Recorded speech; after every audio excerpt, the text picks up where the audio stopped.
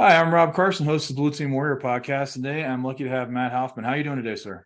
I am excellent. How are you? I'm doing well. So, first question: Who are you? What do you do? I am the CIO, which is the Chief Inspirational Officer at Kickass Couples Nation. I'm a coach, relationship coach. I'm an author. I am a podcast co-host with my bride. We co-host the Kickass Couples podcast. Came out with my first book, Kickass Husband: Winning at Life, Marriage, and Sex, about a year and a half ago. And I am in the business of helping couples and individuals deepen and strengthen their number one human relationship. Awesome. Well, cool. Well, that's what's interesting is bringing you on. Like, I think this is huge for our security teams and people working in a corporate environment. So, next question is: Tell me a cool Blue Team Warrior story, or tell me more. So a cool blue team warrior. You're gonna have to clarify that for me. I can tell you more about anything, but when you Yeah. say a cool blue So, team warrior story, I'm not sure what that relationships is. inside of the corporate environment. How you've Inside. worked through Okay. that? How people work through that kind of dynamic. Yeah, well, I was working in a healthcare company prior to my current gig, and we had 1,000 employees. And I think that one of the challenging things that we had was there was no training program in place. So we were in the senior living industry, so we had cooks and drivers and housekeepers. We had a huge IT department that was growing, and nobody really knew how to integrate all those departments together and teach people people weren't staying in their lane. I think everybody thought in a small company that, well, I can do this and I can do that. And I think that we didn't really have well-defined roles or development and training. And so I think our IT guys and women were key in helping us not only define that, but then roll out a program and a standard so everybody was being measured on what they needed to do, and but was also kind of staying in their lane so they weren't stepping on toes of other people in the company. No, that's huge, right? Like everyone's got to have lanes are huge because otherwise balls get dropped or there's that conflict, right? This is my fiefdom.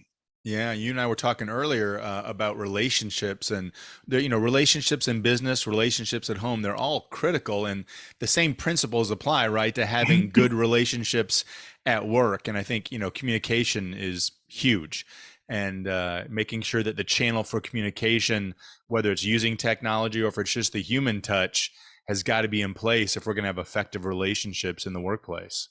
So how long do you think it takes for people to start to build that trust? Because I've heard some people say it's just event driven versus, maybe there's a certain time period you have to kind of accept that, hey, for the first 3 to 6 months, like you're building trust. You're not there yet.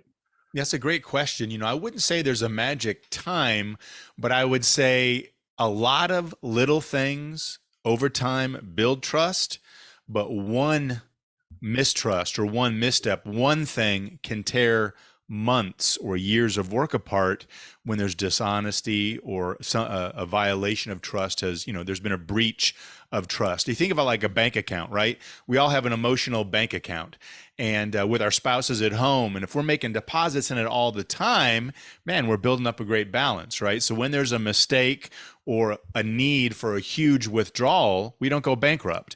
And it's the same at the workplace. And I think if you think of it as a bank account that you're making deposits in, if you're new in an area or you got a new relationship, hey, maybe my direct report just came in, or I've got somebody underneath me, there's low balances on both sides of the account. I think the new employee's going, well, hey, I don't know if I trust you, and I haven't found my place yet, and are you going to be there for me? And same question from somebody if you're leading a team is, I need to make sure that these people feel I got their backs, I'm there for them, and they can trust me that I'm in it for their best interest. And the only way to do that is demonstration, right? I mean, words are great, but until you're walking that talk and putting those deposits by when someone says, I have an issue, and you pull up alongside them and you say, I'm here to help. Man, I know I can always go to Rob because he's going to respond to me and help me do what I need to do to be successful. And, one of my favorite questions when I'm either interviewing somebody or somebody's interviewing me is I say, tell me, if I was your boss, what would you do to help make me successful? because then it's going to tell me what kind of environment I'm getting into or what their expectations are, right? And I think the challenge we have, Rob, in those relationships and where the trust gets violated is we all have an idea of what we think we need, but Hmm. we don't communicate it. And then Yeah. we hold somebody to a standard that's unknown, and then we go, "Oh my gosh, I knew they couldn't do it. I knew they'd screw up. I knew they wouldn't meet my expectation." But when expectations are communicated, contracted, and understood, everybody's on a fair playing field. That's a great way to put it. It's funny, sometimes in the corporate world you can't tell everybody everything, and I've told my employees, hey, I'm being deliberately untransparent. Yes, there's something I can't talk to you about, but you don't need to worry about it, because sometimes you have to just kind of assuage their fears, but you have to have that trust built up of like, hey, I can't talk about this, but it's nothing you have to worry about, right? Exactly. And with trust, I would say the handmaid of trust is honesty. Hmm. And if you have honesty, transparency, like you said, hey, you know what? I can't tell you about this, but you need to trust me. And once they know that your integrity and your honesty is there, when there's Hmm. dishonesty, there's also distrust. And Hmm. so honesty is huge, even if it's not what you want to hear. Hey, I'm not going to sugarcoat this, right? But here's the truth of the matter. I know you Yeah. want this. The company, we just can't do that.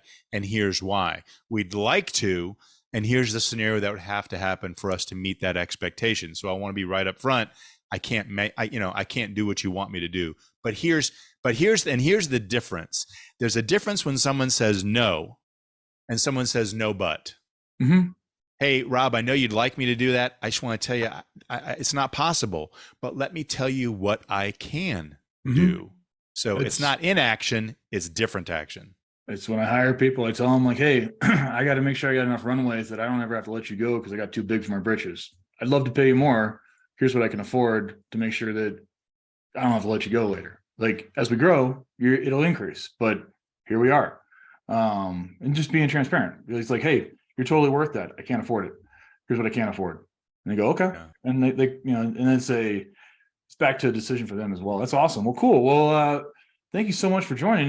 Last question. Anybody want to give a shout out to or thank?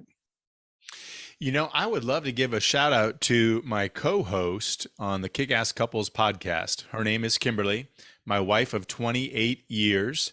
Wow. And it's better than I ever thought it could be. But I get to do my podcast with her, and it's a great connection for us because we're both kind of in that mindset of wanting to serve others and be with others.